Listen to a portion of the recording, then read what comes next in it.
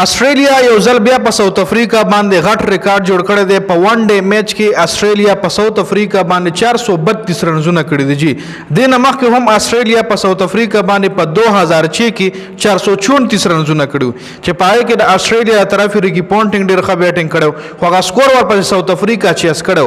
ساوث افریقا طرف هارشل ګیبس چې کوم هغه ټایم کې زبردست بیټینګ کړو او هغه میچ ساوث افریقا لپاره آسان کړو.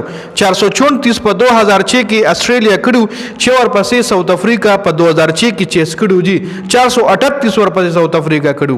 اوس په 2025 کې یو ځل بیا د آسټرالیا ټیم 432 رنزونه په ساوث افریقا باندې کړي په ون ډے فارمیټ کې، چې د ساوث افریقا سکور ورپسې د ساوث افریقا لوبډلې نه چیس کړي او د ساوث افریقا ټوټل لوبډله په 155 رنزونه اوټ شوې ده. اوس 432 رنزونه آسټرالیا سره چا کړي دي. مکمل سکور کارت طرف لزو خو د لویل کېږي ماډرن کرکټ، د لویل کېږي تیزترین کرکټ. د آسټرالیا او د ساوث افریقا سیریزونه وجي چې ټي 20 پکې هم ون ډے پکې هم. ټي 20 کې دوه میچونه آسټرالیا وګټل، یو ساوث افریقا وګټل، مطلب ټي 20 سیریز ته آسټرالیا وګټلو او ون ډے سیریز چې کوم دی راته ساوث افریقا وګټلو. رومبني دوه ون ډے میچونه ساوث افریقا ګټلو او دا دریم ون ډے میچ چې پر دریم ون ډے میچ کې د آسټرالیا بیټسمنانو تاسو د سکور کارت ښکاري جی چې دې کې آسټرالیا کړي 431 رنزونه او صرف دوه کلاډیان آوټ او 500 ورونه مکمل وخلی دي چې ټریویس هیډ پکې زبردست بیټینګ کړی دی. په 103 رنزونو باندې 142 رنزونه جوړ کړي دي. ورسره میچل مارش کپتان صاحب چې کوم دی هم ورسره بیټینګ کړي په 106 بالونو باندې 100 رنزونه. خو بیا گرین چې کوم دی طوفاني بیټینګ کړي دی. گرین په 55 بالونو باندې 118 رنزونه جوړ کړي او نټ آوټ هم پاتې شوی دی. او الیکس کیری په 37 بالونو باندې 50 رنزونه، مطلب 431 رنزونه آسټرالیا کړي دي خو صرف دوه کلاډیان آوټ. جی دا ساوث افریقا بالینګ کتا سوګره نو ټول بالران ولا خضر بولی دي.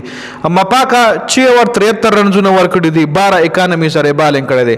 مالډر 7 ور 93 رنزونه ور کړي، 13 اکانومي سره دا دوړې ولا خډه بولی دي.